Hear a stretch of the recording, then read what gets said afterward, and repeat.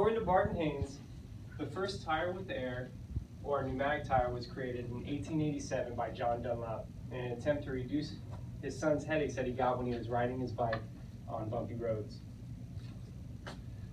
Knowing how to change a tire on a bike is one of the most essential skills you will need to get back on the road and back to riding after getting a flat. And it only takes 4 simple steps: gathering your tools, changing the tire, airing up your tire, and getting back on the road. I learned how to change a tire on a bike when I was only 10 years old from my dad. And one of the most important steps or safety tips that you need is when you get a flat on the road, you need to move as far away from the road as possible so you don't get hit by cars while you're changing your tire. It's essential. So the first step you need to know is you need to gather your tools. And the tools you'll need are tire levers, an old sock, we'll get to that in a moment, a new tube, and a CO2 pump, or what we call a frame pump. You won't have this when you're riding. You'll more likely have your CO2 pump, but I'm using this just to save some of my supplies. All right. I feel like I need something. Nope. It's on the floor. Thanks. So what we're going to do is, first you need to, after you gather your tools, you need to remove the tire from the bike. This is already off, just to save time. So now that you have all your tools, the real work begins. So I'm going to show you how to get the tube, the damaged tube, out of the tire. First, what you need to do is ensure that all the air is out of the tire. If you do this, more likely when you have a flat, all the air is going to be out of there anyways, but if it's just like a pinch flat or something, not all the air is going to be removed. So you need to make sure that you push on this valve here and remove the excess air that's still in there. Next, what you're going to do is you're going to take your tire levers. You're going to take your tire levers, scoop up, just scoop right here, and you're going to put it right underneath the lip of the tire that's already in the wheel. And then all you're going to do is you're going to run it along the outside wall of your wheel. This will leverage your tire off the wheel so you can get to the tube itself. Now on most wheels, most road bike wheels, you'll have a little screw that keeps this valve in place, because you notice it moves up and down. You're going to just unscrew that and come off. I already took it off just to save time, but yeah.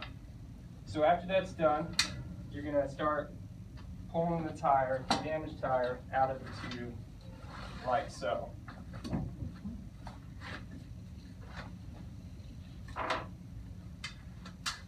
Boom, just like that.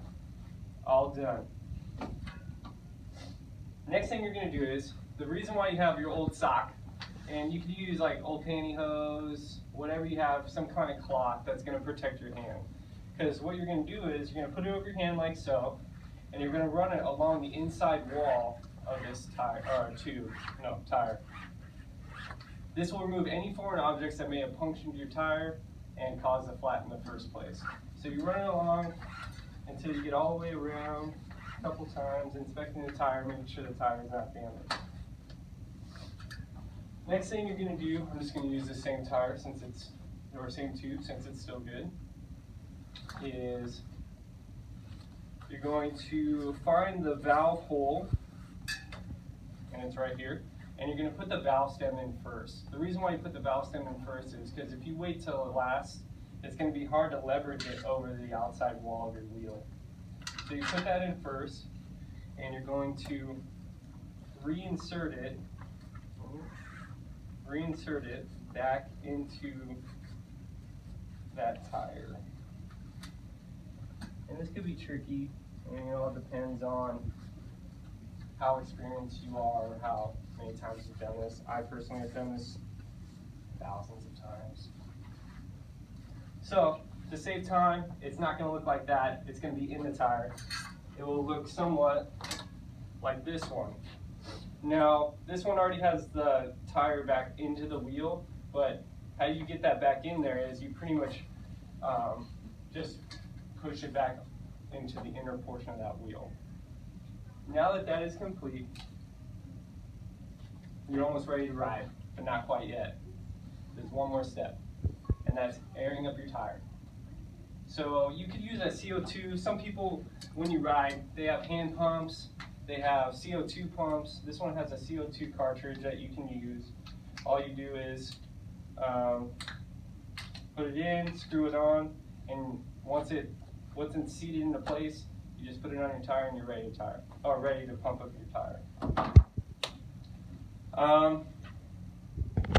Yeah, but what I'm going to use is I'm going to use my hand pump just to save on time, and we'll go from there.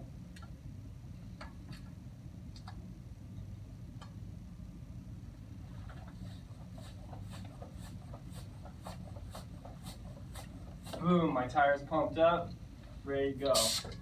Now, the next thing I need to do is reinstall it back onto my bike. Now this is a different wheel than the back wheel, but same concept. Once I get it in. Boom. And it's ready to go. You're ready to ride.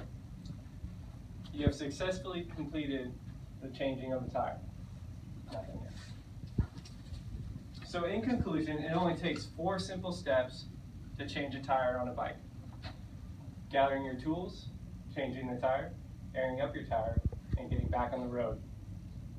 And now you're prepared for the inevitable event of a flat tire while riding a bike. Thank you.